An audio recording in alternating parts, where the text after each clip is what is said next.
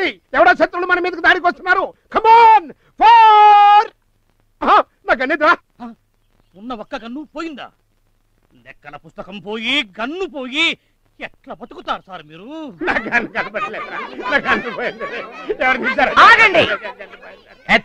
జరగండి ఇక్కడ ఏ యుద్ధము జరగట్లేదు మావాడే లాన్స్ నాయక్ గారి తుపాకీ దొరికితే ఆడుకుంటూ ఉండుంటాడు చైల్డ్ సైకాలజీ ప్రకారం దొంగని దొంగ అంటే నిజంగానే దొంగ అనుకుని ఫీల్ అయ్యి డిప్రెస్ అవుతాడు అందుకని మీరంతా నేను చెప్పినట్టుగా చేయాలి నేను యాక్షన్ అనగానే మీరందరూ ఇలా చేతులు కొట్టుకుంటూ ఇక్కడ తుపాకీ పోయింది ఎవరికైనా దొరికిందా ఇక్కడ తుపాకీ పోయింది ఎవరికైనా దొరికిందా అనండి అప్పుడు మా వాడు ఎదురొచ్చి అవును నాకే దొరికింది అని ఇస్తాడు ఓకే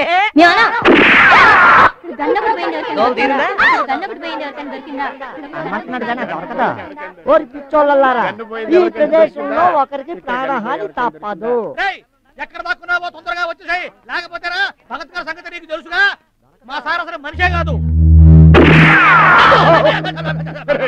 అట్ట పేల్చగరా ఆ గుండె ఎవరికైనా తగిలిస్తే నన్ను కేసులో బుక్ చేస్తారా వాడు కలిసిన కేసు మీ మీదకి వస్తుందా నిన్ను మీరు రకండి సార్ బాగుండదు ఒక గన్ను ఉండాలి ఎవరికైనా దొరికిందా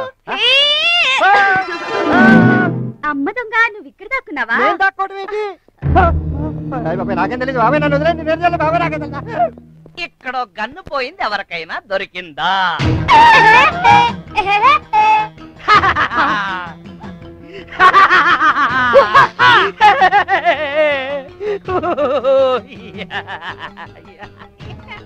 తప్పు నాన్న చంపుకోకూడదు కావాలంటే అమ్మని చంపుకో మొన్న నాకు హోంవర్క్ చేసి పెట్టమంటే ఎందుకు చేయలేదు నాకు నిజంగానే లెక్కలు రావురా మీకు లెక్కలు రావా మరి ఇద్దరు పిల్లలు సార్ ఆ లెక్కలు కాదు మిగతా సబ్జెక్టులన్నీ చేసి పెట్టానా లేదా అయినా హోంవర్క్ చేయలేదని బత్తాలు కుట్టలేదని కన్న తండ్రిని ఎవరైనా చంపుకుంటారా నేను చచ్చిపోయాను అనుకో నీకు క్రికెట్ బ్యాట్లు గోళీలు ఎవరు కొనిస్తారమ్మా ఏం కాదురా మీ నాన్న పోతే ఆ ఉద్యోగం మీ అమ్మకి ఇస్తారు అప్పుడే కొనుక్కోవచ్చు పని చేయరా దరిద్రం వదిలిపోయి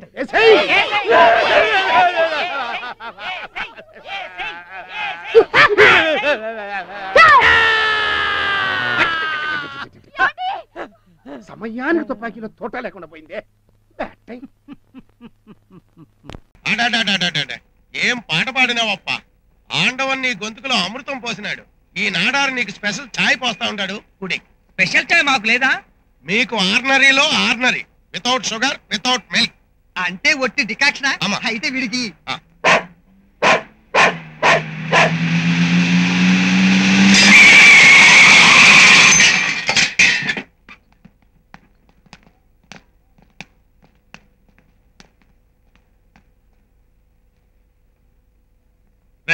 మీలో బాలు అంటే ఎవర్రా మాధురి అంటే మాత్రం నేనే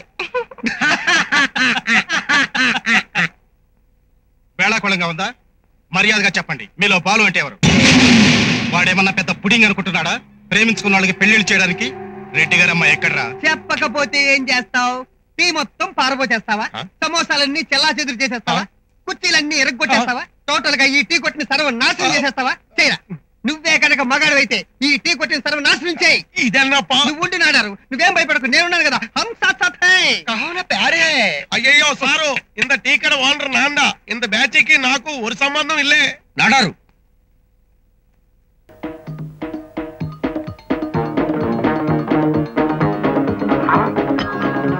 ఏయ్ కాంబే సాలా టైలో టైలో టైలో ఎవడారు వదలో ఇది నా ఇల్లు రోజు నేను ఇలా పైప్ పట్టుకుని పైకి పెడతా అది నాకు సరదా వదలో హమ్ నాగలింగం కు బోల్తే నాగలింగంతో కాదురా వాడి బాబు బోడిలింగంతో చెప్పుకో ఆ నాగలింగం ఒక దౌర్భాగ్యుడు డగుల్ బాజీ దరిద్రుడు చుప్ రహో భాయ్ శ్మశానంలో సగం కాలని ఎముకలు ఎత్తుకెళ్ళి ఎరువుల కంపెనీకి అమ్ముకునేవాడు మొహం వాడును ఖామోష్ భాయ్ ఖామోష్ మర్యాదగా వదులుతావా లేదా నేను వదలను వదలో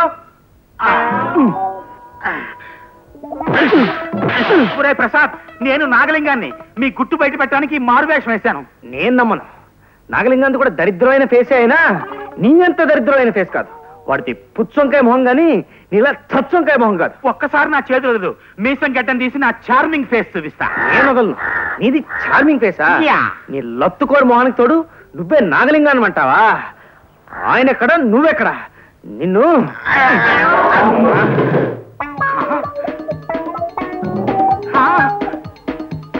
నాయనా మోహన్ వచ్చే సుభద్ర. పద్మ పద్మ ఏడివాడు? ఎవరు? వాడే ఆ ప్రసాద్ గాడు. ఏ ప్రసాద్? ఏమీ తెలియని నంగనాచిలా మాట్లాడకు. ఆ ప్రసాద్ గారు పైపు పట్టుకుని పైకి రావడం మామగారు కళ్ళారా చూశారు. నాకేమీ తెలీదండి. తలనొప్పిగా ఉంటే పడుకున్నాను. ఏమిటి అమ్మా ఇది? పరువైన ఇంటి ఆడపిల్ల ప్రవర్తించాల్సిన పద్ధతేనా ఇది? పరుగు అది ఎలాగో చెట్టెక్కేసింది. మనశ్శాంతికి అయినా బతుకుదామని ఈ ఊరొస్తే ఈ 2 గ్రహాలు ఇక్కడికి తయారయ్యాయి. వాడెక్కడా అయిపోలేడు. వాడు పైకి రావడం నేను కళ్ళారా చూశానన్న భయంతో పారిపోయినట్టున్నాడు. పిరికి వేతవా. పచ్చటి కాపురంలో నిప్పులు పోయటానికి వాడెక్కడ దాపురించాడండి కర్మ. మన బంగారం మంచిదైతే పరాయి వాళ్ళని ఆడిపోసుకోనక్కర్లేదు. ఏమైనా పద్మ, ఆ ప్రసాద్ గారు మన ఇంటి వైపు కన్నెత్తి చూసినా సరే నిన్నొక్క క్షణం కూడా ఇంట్లో ఉండేవను. ఇలాంటి సిగ్గుచేటి పనులు నా కొంపలో దొరకడానికి నేను ఒప్పుకోను.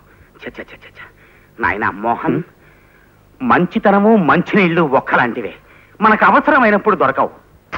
ఈ పోలికేం బాగుంటలేదు మామగారు. అది నాకు తెలుసు. ఏదో నా నోటికి అలా వచ్చేసిందంటే వినూరుకో. మీ కేసు విషయంలో పెద్దగా తెలివితేటలు ఉపయోగించాల్సిన అవసరం లేదండి.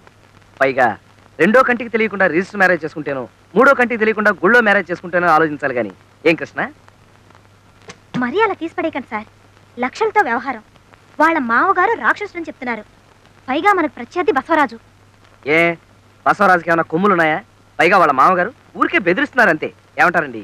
మా వివాహం జరిగింది ఊళ్ళోనే. తర్వాత రిజిస్టర్ కూడా చేయించాం. ఇంకే కేసు దూది పింజరా ఎగిరిపోయిందండి. రిజిస్టర్ ఆఫీస్కి వెళ్ళి ఆ సర్టిఫికెట్లు తీసుకొచ్చి కింద కోర్టులో ఓపీ తీసుకుంటాం. That's all. మరీ అంత తేలికైతే క్లయింట్స్ ఉన్నారు. మరీ అంత తేలికైతే బసవరాజు ఎందుకు ఒప్పుకోలేదు? వాళ్ళ మామగారంటే భయమై ఉండొచ్చు. మీరు ఈ కేసు గెలిచినట్టే భావించండి. చాలా థ్యాంక్స్ అండి. తీసుకోండి. స్వీట్సా? కేసు గెలవాలి కదండి. అయ్యో క్యాషా? ఇప్పుడు ఎందుకండి? బావా కొంచెం లోపలికి వస్తావా? ఎందుకు? అబ్బా అలా కొట్టిపారేకి బావా. ముందు రా చెప్తా. Excuse me please. పదా. ఎందుకు? ఎందుకా? యువతల పులుసు మరిగిపోతుంది, పోపెడతావని. ఓ సందుక అవతల కేసు. ఆ కేసు కూడా అలాగే ఏడ్చింది, పోపు బొగ్గులు లేకుండా. నువ్వు అసలు హాయిగా ఈ లా మానేసి ఏ కుక్కుగానో సెటిల్ అయితే బెస్ట్. ఏంటి ఎవరి దగ్గర ఎంత ఫీజు గుంజాలో ఏం తెలీదు. ఏం మనిషివో. తీసుకుంటూనే ఉన్నాం కదంటే ఇంత ప్యాకెట్. తీసుకుంటున్నావు, ఇలాగే తీసుకుంటూ ఉండు. రేపు కేసు గెలిచిన తర్వాత ఫీజు కింద తమలపాకు, బళ్ళారక్క, పావలా బిళ్ళ చేతికి అందిస్తారు. ఏమిటో నువ్వు చెప్పేది నాకేం అర్థం కావట్లేదే. నా మాట కొంచెం వినుబావా. మనం గనక కేసు గెలిపించకపోతే ఆవిడ ఆస్తి మొత్తం వాళ్ళ మామగారు కొట్టేస్తాడు. అలాంటి ఆస్తిని మనం అడ్డం కొట్టి ఆవిడకి అప్పగిస్తున్నాం. అందులో కొంత పర్సెంట్ అడుగుదాం. నా ఎస్టిమేషన్ ప్రకారం అధమా పక్ష సుజాత గారి ఆస్తి ₹1,00,00,000 ఉంటుంది. అందులో ఓ 2% అడుగుదాం. 2% అంటే ఓ 20 రూపీసు.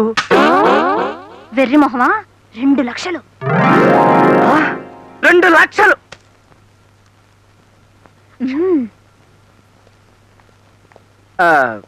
సుజాత గారు, మీ కేసు అబ్జర్వ్ చేసిన మీదట నాకు చాలా లొసుకులు అవి కనిపించాయి. అరే ఇందాక కలిగించాను, అప్పుడే ఆరిపోయింది. లోపల డిస్కషన్ చేసిన మీదట మీ కేసు ఎంత ప్రమాదకరమైందో తేలింది.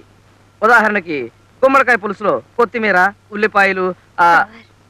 సారీ, మీ కేసు నేను ఎంతో రిస్క్ తీసుకుని ప్రాణాలకి తెగించి మరీ వాదిస్తాను. కానీ నా ఫీజు ఉందిలేండి. అమ్మా, నీకు ఎంత ఆస్తున్నా సరే నాకు మాత్రం 2% కావాలి.